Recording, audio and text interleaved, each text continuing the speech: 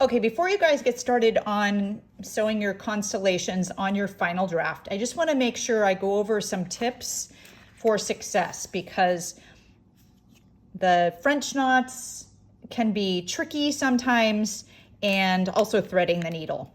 So first, before we get started, this is the back side of the galaxy. So your painting is going to be on the front side.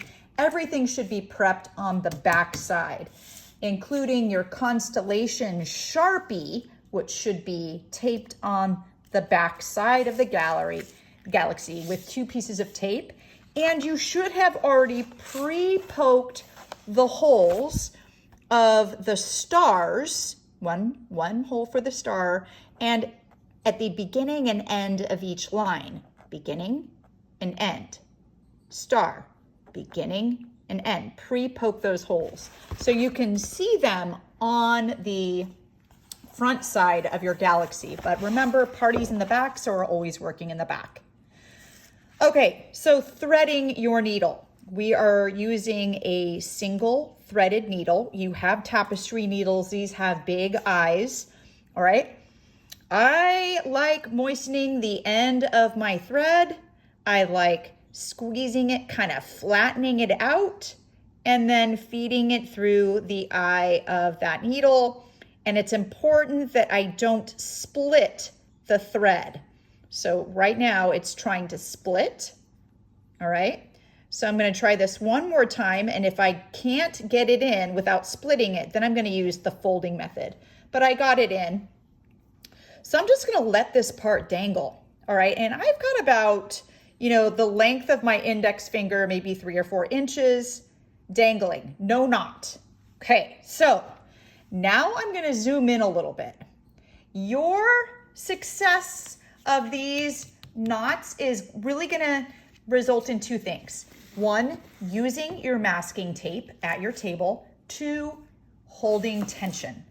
So first, let's go ahead and start at our French knot. So I'm putting my needle through, and I don't want my thread to come undone.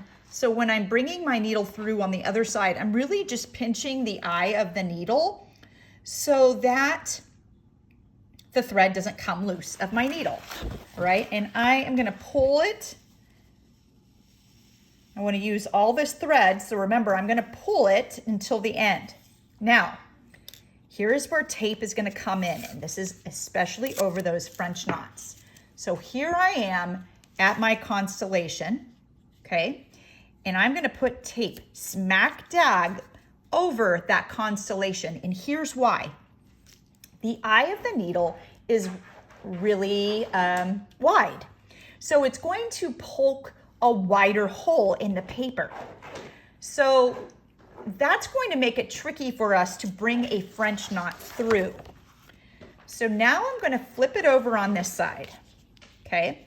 Remember, I am going to wind the thread around the needle with my non-dominant hand.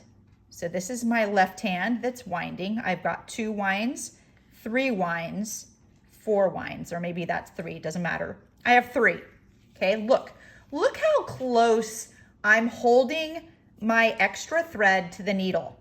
And I'm gonna hold tension on this. So now what I'm gonna do is I'm gonna go as close to that hole as possible. I'm gonna poke it through. Now I'm picking back up that thread to hold that tension. And now I'm holding tension while I am pushing that needle through. Pushing, pushing, pushing. Okay, now I am holding tension while I am bringing the thread through the other side, holding tension, holding tension. Got a little party going on here. But I'm holding tension so it's not going to get all knotty. Holding tension, holding tension until it gets right to the end, and then voila. There is my French knot, okay? Right there. So let's do that again. So now we've got to do our stitch.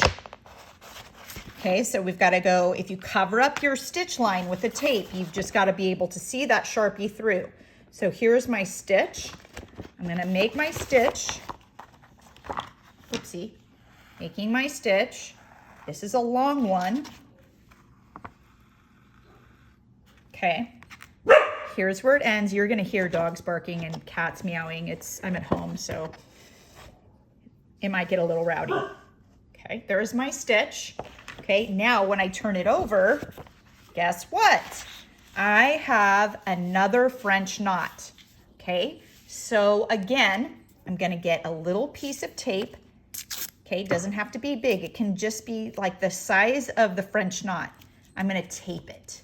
Okay, so now I'm going to put my needle, make sure I don't lose my string off my needle. There's the cat.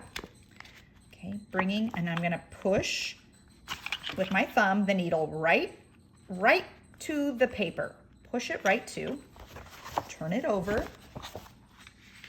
Okay, I'm going to grab it and grab the thread, squeeze it so I don't lose it. Okay, and now I'm going to wrap around my needle. So I'm grabbing thread at the base. I'm holding tension. It's not a loose wind up. It is a tight wind up. 1, 2, 3, 4. Holding that tension. And now I'm going to find where I'm going to put my needle. Okay, lift my paper with my thumb, push that needle down, all the way down. Hear the cat? They're about to brawl. Still holding tension. I'm going to pull that needle through the other side, and that tape is making it a little tricky. And I'm distracted by the animals.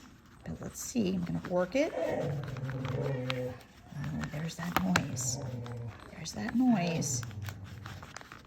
Okay, so I got that through. Now I'm going to hold tension while I pull this knot. Holding tension, holding tension. Boom, baby, there it is. Okay, that was nice. So your French knots are going to be much more successful when you use tape to reinforce your paper and hold tension with your non-dominant hand until the very last second that you get that knot completed. All right? Good luck. Have fun with this.